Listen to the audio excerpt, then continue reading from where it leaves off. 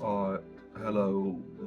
I want to talk about how spirituality and mental health combine and entwine and resonate and recalibrate your system. So, there's a lot to talk about this because spirituality is mental health.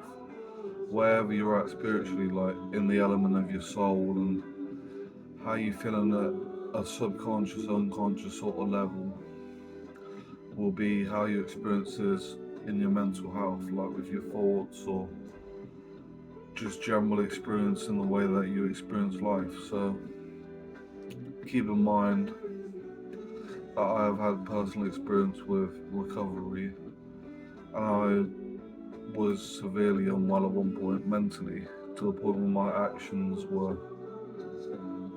just purely kind of not in the right conduct or etiquette or the right way to be sort of perceived as normal, because I got diagnosed with something, and it's like I'll always have a label of that diagnosis, even though I've fully recovered to the point where I don't experience any of the symptoms anymore. So I just prayed when I was in my situation that God, angels, if anything's possible, make me recover from this illness so that I can go on living and be peaceful and help others dealing with the same thing. And miracles come true, and it came true for me that I got better and resurrected from my own crucifixion of severe mental health. And in a way, the story of Jesus is symbolic of all of our lives, how we go from being born to being a child, wanting to find out about the world and know knowledge and so on. And then we get older and we go on our own journey, and we have friends and disciples of our teachings that we've learnt from our personal experience and such. So yeah, that's kind of symbolic of what we all go through. And even like the crucifixion, when you sort of have people like doubting you or convicting you of stuff that isn't true, which is what we all experience in life, because this world is not our home, and those that belong to the world will always be in the world, sort of thing. But really, none of us belong in the world. It's just an illusion that any of us will belong here. And even the crucifixion of our soul and our psyche, for me, it came in the form of, going to hospital and going to rehab to get healed and stuff.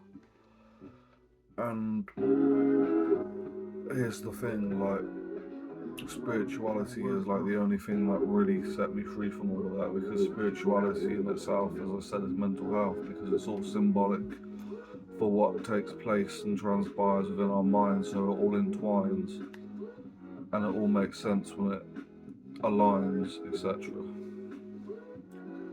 So if you're struggling with mental health, like reading like the book of Psalms or the book of Proverbs to start with might give you a bit of healing and relief within your conscious, because you're ingesting in truth, and it's going to heal your soul from inside. So when you also like look to the gurus and the sages and the angels and the center masters and all that, the spiritual teachings, whether it's read in a book or whether it's a spiritual physical presence of a master, can set you free, because it's the truth. And in the Bible it says you should know the truth, and the truth shall set you free. So I bring up the Bible a lot because it's a very spiritual book, and a lot within it will help you recover with your mental health. Like mental health is like the most important thing we can really keep whilst we're on earth. That's why you have to be, as Guruji Josiah says, even like you have to be careful with the mind.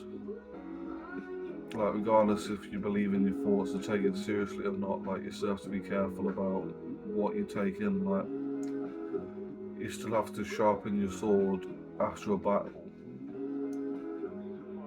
and it's like sharpening your mind, sharpening your conscious.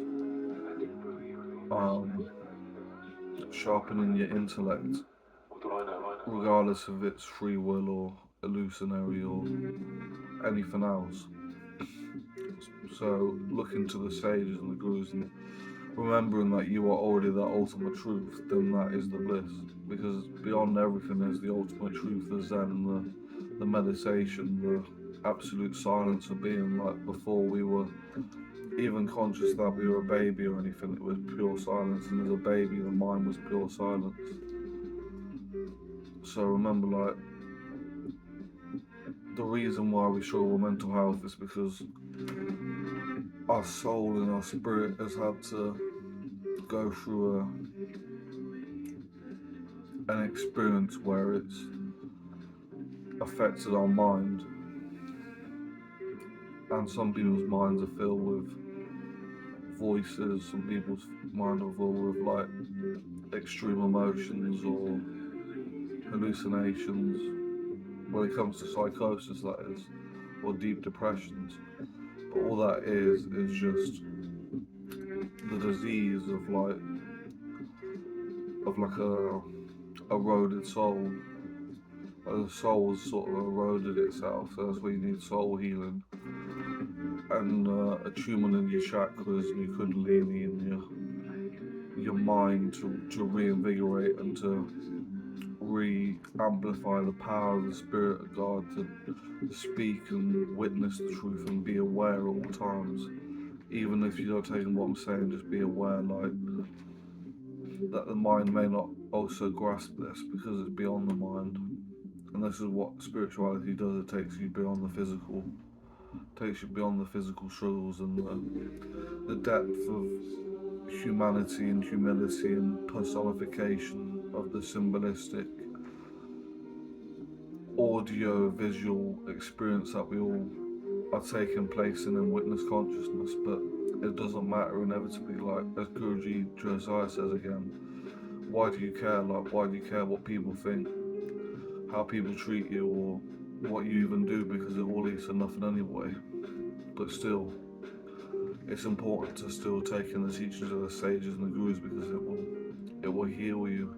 It will allow you to not care. It will allow you to not worry, to be in your bliss, in the bliss of God, which is your own birthright. And beyond birth and death, like, we were never born and we will never die, because the soul is infinite and unlimited and forever. So coming into awareness that, like, if you're experiencing psychosis like I did, it's not about like a stigma where it's like people think like if you trigger them they're gonna hurt you or something. It's not like that at all.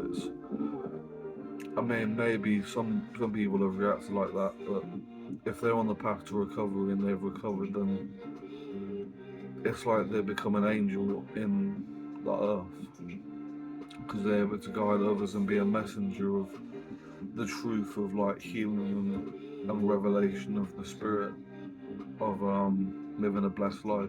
Because,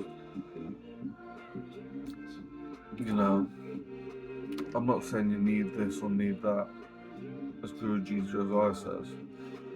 I keep mentioning him a lot because that's someone that's really helped me a lot on my journey to let go of my fears and my ego and stuff like that. And he said the only demon is something that makes you think you need it. So if